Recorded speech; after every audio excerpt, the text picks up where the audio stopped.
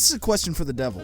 Why do you make people bet their souls? What exactly is a soul worth, if it's worth anything at all? Does it give you more power or something? I just really want to know. A soul. A soul can be worth a lot. Here's what a soul is. It's what decides a mortal's afterlife. It's a documentation of their life, their core. And it also allows beings like me to have a bit of control over the mortal, do things such as give them visions or put certain spells on them. And it allows us to see their desires, sins, guilts, memories, and ultimately to a mortal, a soul is their ticket to any afterlife at all. To us, down here in hell, I suppose you could call souls our currency. You know what, it actually started out as a betting game between me and a few pals. Who can tempt the most mortals to give away such a seemingly precious thing? And then it became a fully fledged system. Those with the most souls are the most high class. So in a way, they do make us more powerful. And why do I tempt people to bet their souls? Well, not only is it fun to see what kinds of sins or desires people are willing to give their entire lives and afterlives away for, but the more souls I get, the more people come down to hell, and I, along with my team, get to torture them. And I get to call it justice. But, you know, I used to have another reason. Souls really are something. I used to watch them being created. I used to watch him create them. I remember I used to try and create souls myself as well. And of course, he didn't like that. He wanted them all to himself. He'd create them and release them into the world and then get them back. And I thought, if I could collect enough and drag them all down here, maybe for once he would know what it's like to have something stolen from him.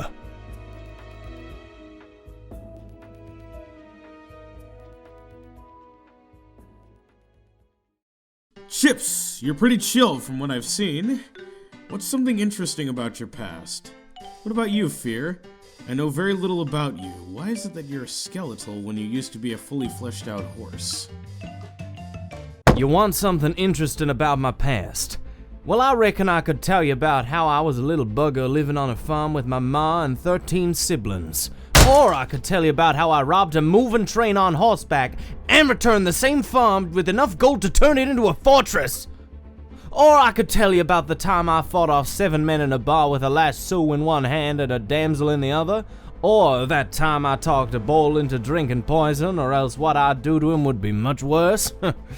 Or the time I stood the sheriff off in a duel in front of the whole town.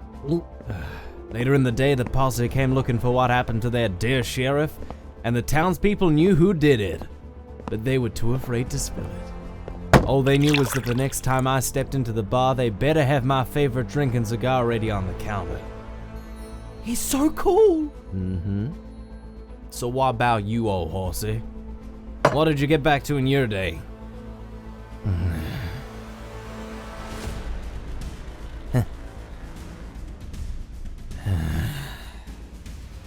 Well, back then when I still had flesh, I lived amongst other horses who were athletes for rich fat cats to bet on during races.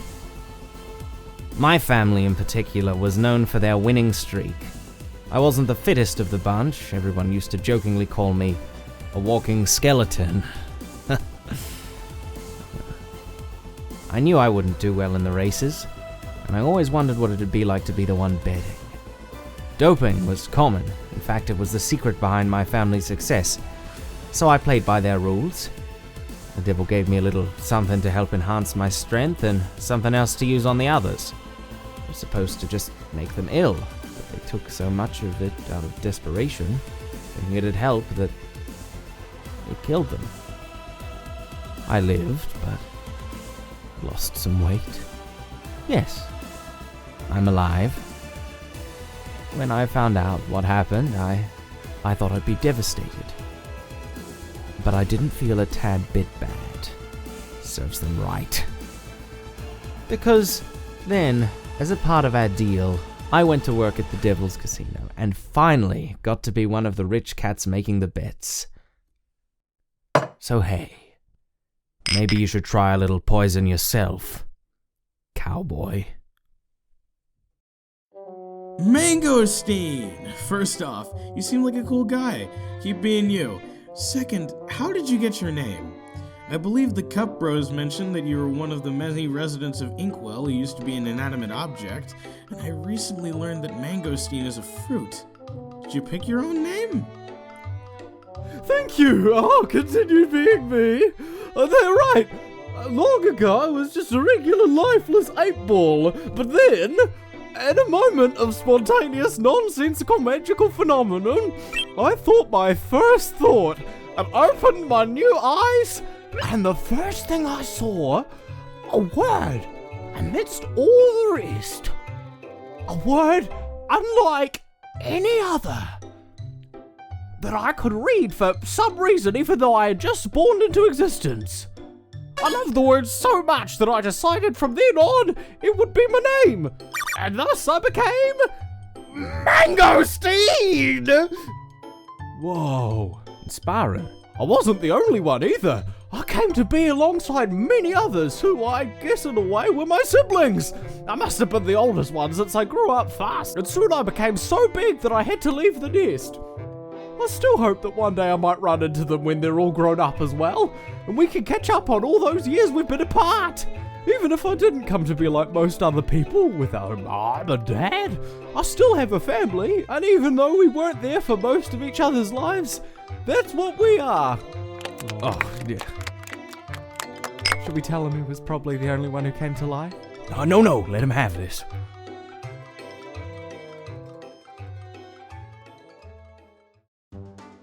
Hey, you Mr. Devil, I'd just like to ask you a thing or two about your business practices. Mainly, what the hell were you thinking giving the soul contracts to the people they were bound to?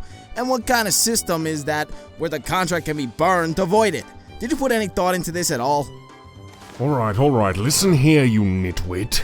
Those runaway traitors stole their contracts to hide or destroy them, and destroy them they tried, but they couldn't. You wanna know why? They can only be destroyed in what they were created, Hellfire. Look, Cuphead, give me your lighter. Why? I said give me your lighter. Okay. Sheesh. Look, it's not working. Why? Because it's mortal fire. Whereas...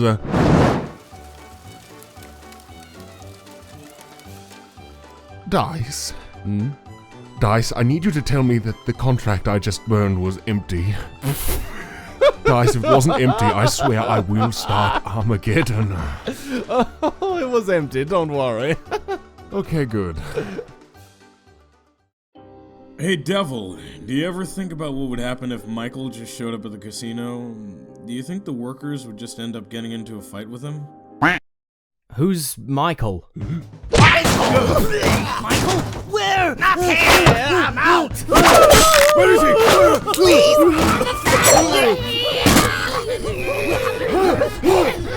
Everybody, shut up!